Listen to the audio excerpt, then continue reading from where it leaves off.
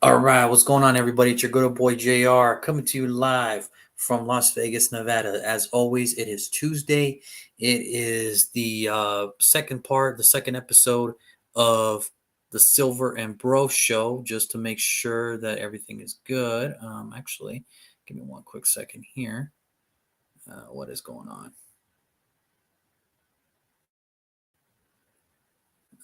Give me one second, guys. Sorry about that.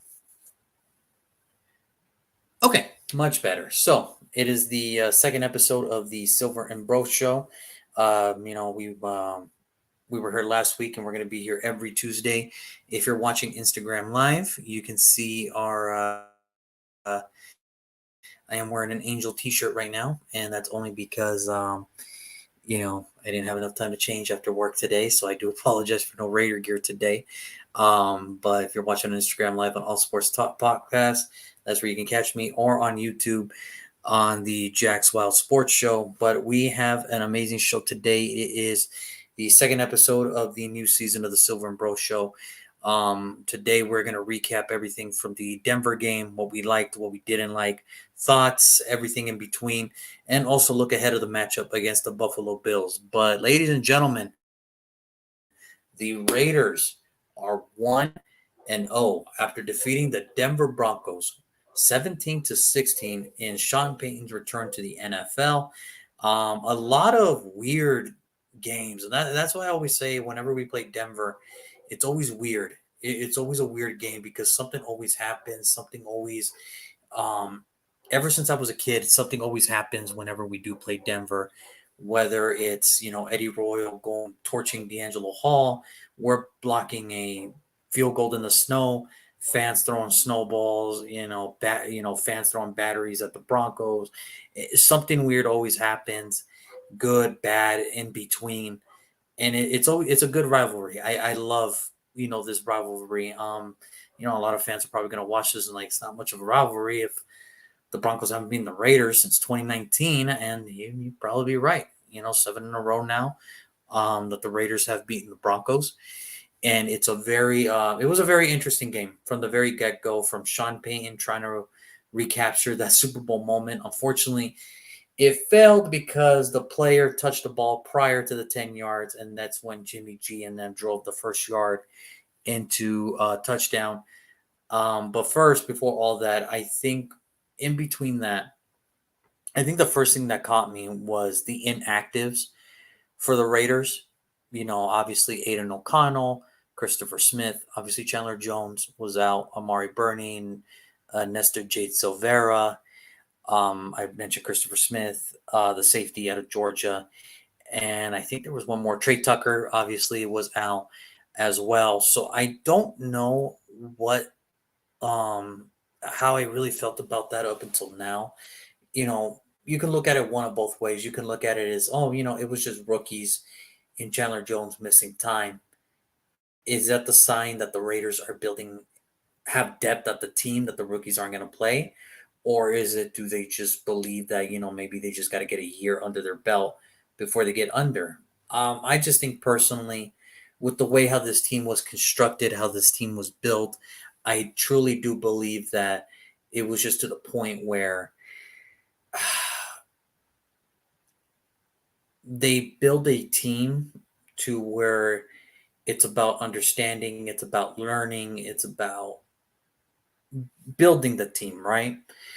I don't think, they're that. Let me be clear. I do not think that the Raiders are a well depth enough team. I think what it is they have nice pieces and they have very nice contributing players on the team. But as far as depth wise, I think in this situation, I think what it was obviously emergency quarterback is out of the picture. Trey Tucker, we carry these wide receivers, so one of them it has to be inactive, and I think it was just Trey Tucker's turn. As I mentioned in preseason, he was having ups and downs, so maybe they're just trying to get him in a role where he's more instead of like this, like a roller coaster. He's just a straight arrow of all that. I think Amari Burney, I think he's just a casualty of. I think when you look at Amari Burney, Christopher Smith, and Nesta J Silvera, I think what you're looking at is with Nestor J. Tavera's case. I think what it is the defensive tackle room is a little deep, especially in the Raiders. Not that they're saying that they're talented and they're really good. I think it's just with the room of it and what the scheme what we're trying to run. I don't think that there was enough room for Ernesto J. Savera, which is kind of a shame because I think he would make an impact on this team. And I think with Amari Burney, same thing. I just think with the scheme that the Raiders are trying to run, I don't think it's there for Amari Burney. And then obviously, Christopher Smith, they're only going to go with four safeties. He's just the fifth safety at that time that was inactive. And and I think that's what it is. I just really truly believe I think that's what the inactives were. I think they were just an act of scheme wise, numbers wise, and who knows about this week? Who knows if Chandler Jones comes back? Who knows any of that stuff? I know that it's going to be very interesting to see how this all plays out. So that's my at least reaction, at least when it came to the week one inactive. So there's that. Um, but again, healthy. We left healthy, and I think that's the amazing thing is whether you win or lose is did we leave healthy? And I think I can comfortably sit here and kind of say that we left particularly healthy, minus the Jacoby Myers thing, which, usually I do say good games to the opponents after, but I really cannot say good game to this team entirely. You need my quarterback in the head. You purposely try to knock out one of the receivers. I can't say good game to this team. The only thing I could say is I hope the safety for the Denver Broncos is okay. I haven't heard anything about it. He left the game early and never come back. I know the tight end, Dolditch, Greg Dolditch, I think that's how you say his name. He apparently suffered a leg injury. And then Randy Gregory, I want to congratulate you for having a wonderful game of talking all that smack and having one total assisted tackle the whole game. Kudos to you for saying that the owner of the Raiders has a stupid haircut, jawing at Josh Jacobs the whole time, and having one tackle, and it wasn't even your tackle; it was to assist for another tackle. So I want to give a round of applause to Mr. Randy Gregory for the amazing Hall of Fame performance that he put up, and hopefully he continues this single week.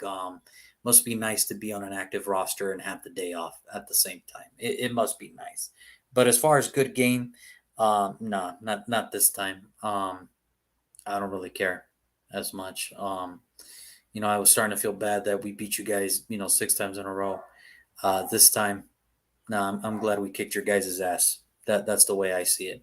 Stop headhunting, and maybe we'll have better discussions afterwards. So we'll see. We'll see. But as far as the game goes, I think what really the big point about it is, a lot of Raider fans are kind of like, oh man, like they didn't really look that good. And it's guys, it's week one. It obviously a lot of playing time in preseason is not going to happen and everything. But this is what I saw. I saw an offense that was very smooth. It looked smooth. It looked one of the better ones that we've seen in a minute. This offense was running perfectly. Obviously, Denver did a great job of stopping the run, which is what we're built for. But when it came time to pass, the offensive line was in sync. The receivers were getting open. Devontae Adams finished the game with 6 receptions, 66 yards. Jacoby Myers finished the game with 9 receptions, 81 yards, and 2 touchdowns.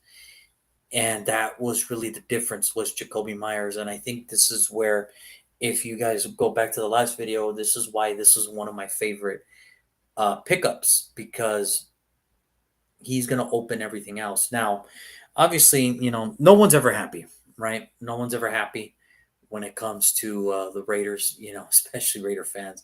No one's ever happy. How come Hunter Renfrow didn't get a target his way or a look his way? How come Michael Meyer didn't make a catch? How come the defense couldn't do this, or how come the defense couldn't do that? If we always focus on the negatives, we're never going to see the little positives that we're trying to build. Offensively, I thought they did as good as you can. Defensively, listen, giving up those 13 points in the first half was pretty alarming. It was pretty alarming knowing the fact that Javonte Williams was just coming back from that type of injury. No Jerry Judy, no nothing. And yet Russell Wilson was still trying to look like Russell Wilson. And he did.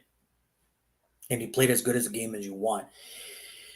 But for me, what really told me the difference was the second half. This was the time where I was thinking, man, let's see if we can make any adjustments. And whatever adjustments they did, they got it. They got it because Jerry Tillery got the sack. The Raiders defense only gave up 3 points, 3 points in the second half. Where if we were in games like this last year and the offense couldn't score anything, we would be in trouble. But for whatever reasons, the defense came together, the offense came together. And let's be real, we got lucky. Will Lutz missed a field goal and an extra point. So that's 4 points the Denver Broncos were probably missing. But that at the end of it, I can't control that. Only he can. And that's where I'm at with it. Um, as far as the game goes, obviously, Denver's defense did a nice job of holding Josh Jacobs to very minimal rushing, and he was involved in the passing game as well. But I think what really made the difference was, in that game, obviously Jacoby Myers was a nice thing. Max Crosby and Jerry Tillery with the sacks was a nice thing. But honestly, when you look at that offensive line, and I said that that's going to be one of our strong points this year, is that offensive line played as well as you can against a great Denver front defense. I think they finished second in the best pass blocking this week in the NFL or something like that. No, they didn't give up no sacks, a couple pressures, but that was it. And minus the interception in the red zone, the Raiders defense, or I'm sorry, the Raiders offense was as fluid as you want it to be. It looked as good as you want it to be. And obviously, week one, there's a lot to work up and there's a lot to say. And obviously, yeah, there are some fixes. And was it always pretty? No, absolutely not. It was always pretty. Was there some penalties that I didn't like? Absolutely. There were some penalties I didn't like. And, but those are self inflicted wounds. The penalties that the Raiders caused were self inflicting. No one to blame but ourselves. That's just the bottom line. But as far as how I believe the team looked, if I were to put it in one word, I think it looked fluid. I think it looked as good as you want it to look. It looked like an NFL offense. And for whatever reason, and I wish my brother was on here so he could talk about this as well, there was a different feeling about this offense. It was very different from last year. Last year, if we didn't move the ball or if we just kept going three and out, the team would just kind of quit altogether. This week, when the offense wasn't moving in the first part of the second half, the defense was trying to do everything to get the ball back to them. And we're matching toe to toe with the Denver defense as well.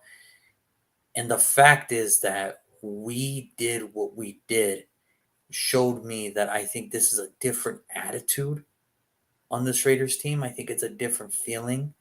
And I think it's just a different feel all around. Now, it could be that it's just week one and it feels great to finally win a season opener since I think, what was it, 2020? Because I don't think we haven't won a season opener since 2020.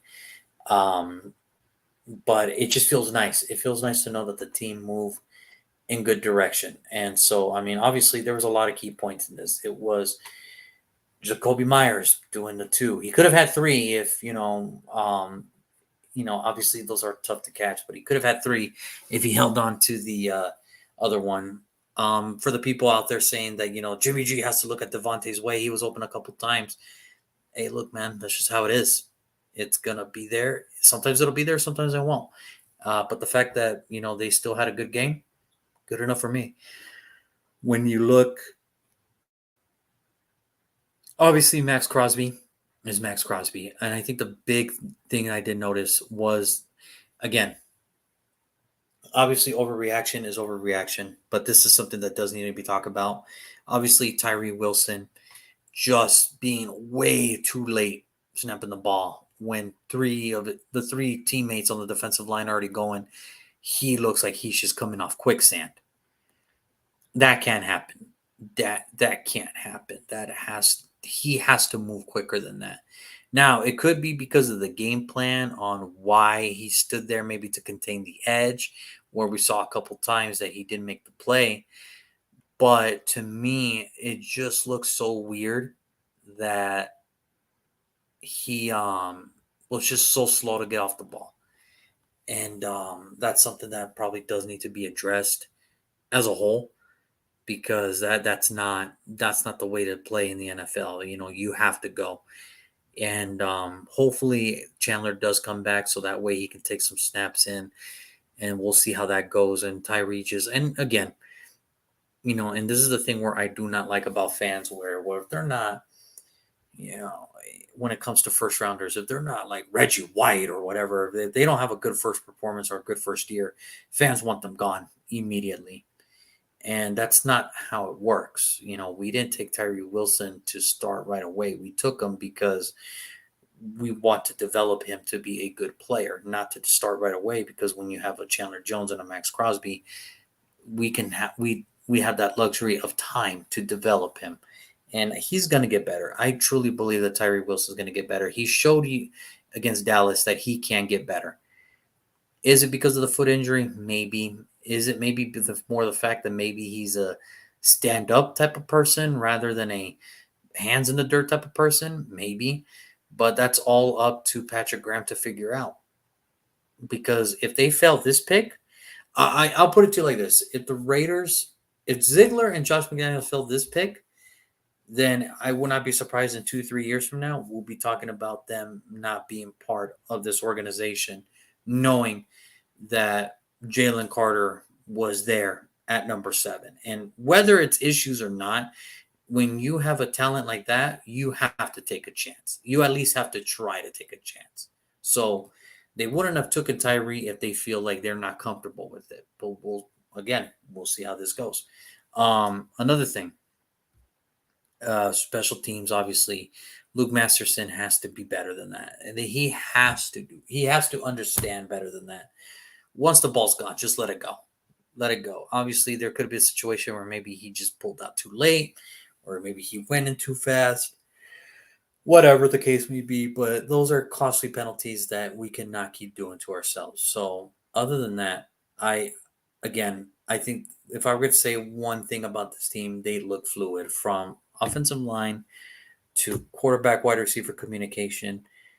Obviously, the running game has to get better, but it's week 1. Josh Jacobs just got back. We're going to see how it goes. Maybe with now something under his legs, maybe he'll start getting going. Defensively, there has to be pressure.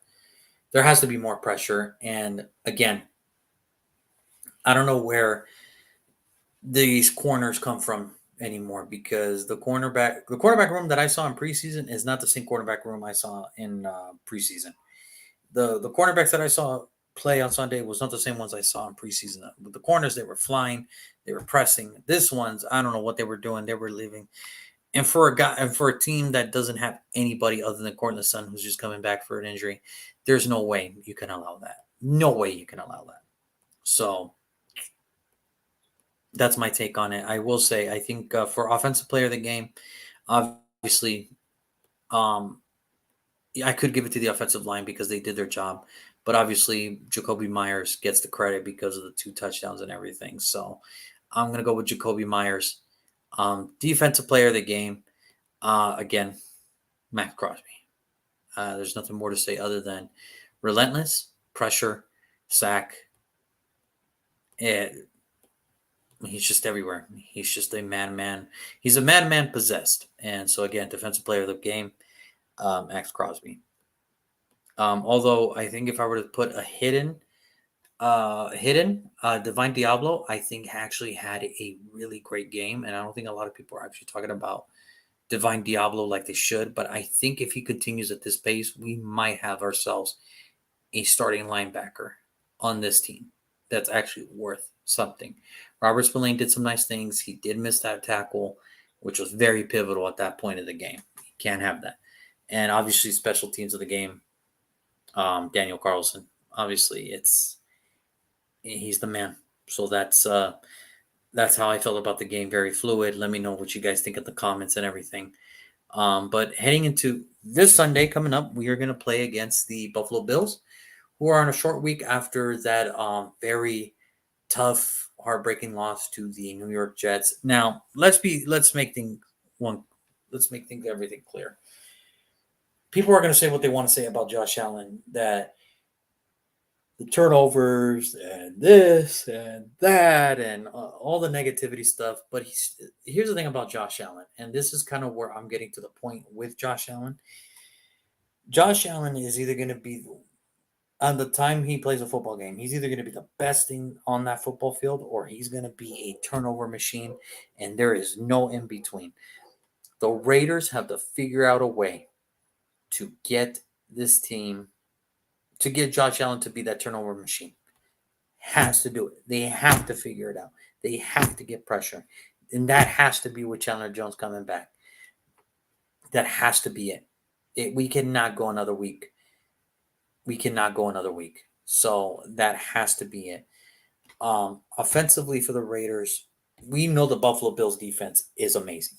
I know this. We all know this. Um, they only gave up literally 13 points. 13. This is something where, the Raiders and Josh McDaniels have to figure out. The the linebackers are flying in Buffalo. The defensive linemen are flying everywhere. This is going to be another tough battle for the Raiders offensive line on the road again to try to get this going. So they have to figure out a way to, and if Jacoby Myers goes down, they have to figure out how to replace that. How do you do that? How do you replace that? Because Jacoby Myers was brought in to be the number two. Do you add more jet sweeps? Do you add screens? Do you add, because this defense plays fast? So do you add drawbacks? Or cutbacks? Do you add draws? Do you add screens to your offensive play? What do you do? So I think this is going to be a big test for the offense. And for defensively, listen, they have to get after Josh Allen, because if you get after Josh Allen, the Jets have shown you, teams have shown you, if you get after Josh Allen, he becomes a turnover machine. Your chances of winning become greater with every turnover. So that being said, I expect this game to be, and this is how I felt about the Raiders during the offseason, during the draft, and everything up until now. I think how the Raiders were constructed, they were constructed to be a very tough, good football team, to where they understand they don't want to get embarrassed anymore like they were embarrassed last year. I think they built it to where they want to be a competitive, tough football team. Doesn't mean that they're going to win every single game, but doesn't mean that they're going to lose by 15, 16, or get blown out in the second half like always. I think they were constructed to be built as a team that's just going to stick around, and they're going to let their play decide if they win or lose. So offensively, I just believe that they had to find a common ground of, it didn't work. How do we attack this defense? Because it's another week of playing a Denver defense in a sense, because they're the same way. They have linebackers that can get off the ball, can rush as well. They have a defensive line that can get everywhere as well, that can put the pressure on the quarterback. So it's going to be tough. It's going to be another tough outing for this offensive line. And if they do what they did, then Jimmy G just has to play his game. That's pretty much it. Jimmy G just play his game and go from there, and we'll see. And we'll see. And like I said, defensively, they just have to play better. They have to create more pressure. I think that's the one thing. There has to be more pressure. There has to be a little bit more sense of urgency, because I saw a little in the first part. I did see no sense of urgency in the beginning, but as the time went on, you started to see that there was a little bit of urgency, a little bit more, a little bit more, a little bit more. And if it wasn't for a couple penalties, we would have had some great field position to get back. But unfortunately, this is what it is. That's what it was. But I think, again, offensively, they have to figure out a way how to just be fluid, how to control that line of scrimmage again. And defensively, they have to figure out, well, we got to get pressure. Because obviously the offensive line for Buffalo, they showed you that it is working. It's a patch in progress as well. So they have to figure that out. They have to figure that out to get more pressure, to get the defensive lineman in the backfield, whether it's stopping the run, sacking the quarterback, making the quarterback uncomfortable, whatever it is, they have to do it. They have to do it. And obviously it's a tough challenge because it is Buffalo's home opener. So, and they're going to have a bitter taste in their mouth on how the game ended against the Jets yesterday. So it is what it is. And we're going to see how this goes. So overall, I really just hope that they go out there, compete, everything like that. And hopefully down, it's just the point where they can just prove they're like, hey, we deserve to be talked about as one of the better teams in the NFL. And you never know. Stuff happens. But, obviously I'll give my prediction tomorrow when we do when me and Brandon do our NFL Pick'em show on, where to, on who we think is going to win for these week 2 matchups. So, I mean, that's always interesting. That's always going to be fun. But I just think for me, the key points to this game, again, offensively, find a way to get it done again. Control the line of scrimmage, control the clock like they did. A little bit better, but just try to control time because you need all the time you can against this Buffalo team. Defensively, it's about pressure. You got to create pressure. There's that's enough. Max Crosby can't do it all. So you drafted him. You drafted Tyree Wilson. You signed Chandler Jones. Either they got to do the job or find somebody that can, because it is very tiring to see Max Crosby try to do it all. And special teams, they just got to keep doing their thing. They just got to keep doing their thing. As far as how they're playing as good as you want them to, and hopefully that continues. Just no more stupid roughing the punter penalties, none of that. Just hopefully everything works better. But yeah, I think it's going to be an exciting game. I think this is going to be a very exciting game for the Raiders, and Raider fans should feel excited about this one because there's a lot at stake here. I mean, not a sense of if they win this one, they can go up to 2-0, and who knows how next week's going to go for the rest of the other teams in the AFC West. And you know, right now we're in first, but that can also change, and it's just early in the year. So obviously, there's a lot that has to be discussed, and there has to be a lot. And obviously, there has to be a time frame of what's going to happen. So it's going to be exciting. I think this Sunday is going to be an exciting game. I don't know the outcome yet because I'm going to do my predictions tomorrow. But as a Raider fan, I'm excited to see that the energy is different, the feel is different about this team, and I guess my message to Raider fans would be just be happy, man. Don't focus too much on the negative. Just try to be happy with it because it's a lot. I get it. What's there to be happy about? We haven't won a playoff game in a very long time. I get it, but that can't be over your head forever. That can't, you can't just dismiss the fact that the defense only gave up 3 points in the second half because this was last year's team. They probably would have given up more. And every time the offense, in the second half when the offense went 3-and-out, the team didn't frown upon it. They were rallying. They were trying to come back and win this thing. Whereas last year, as time went on, they kept getting 3-and-outs and they would lose it. They would lose a game. So, I think my message to Raider fans this week is like, look, man, just enjoy it. Just enjoy it that we actually have built a competitive football team that's going to go out there, that's going to compete, that's going to try their best to try to win as many games as they can. And, we just have to be there supporting them. We can't worry about what's happening over here or what's happening over there. Can't worry about that. We can only worry about in-house. And that's where my message is this week. We have to worry about in-house.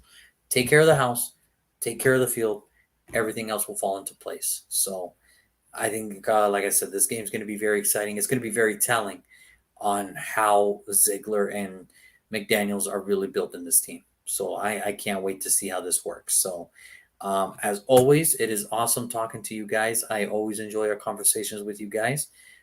Tune in next week, next Tuesday, 6:30 p.m. To recap the Buffalo Bills game, and then we get ready for our home opener against the Pittsburgh Steelers on Sunday Night Football. I'm very excited knowing that the home opener is next week. I can't wait. So until then, everybody, I want all of you to take care. Please be good to each other. Tomorrow, tune in as well, 6:30, where me and Brandon will do our NFL Pick'em show. Until then, everybody, have a wonderful night, and please be safe. Peace.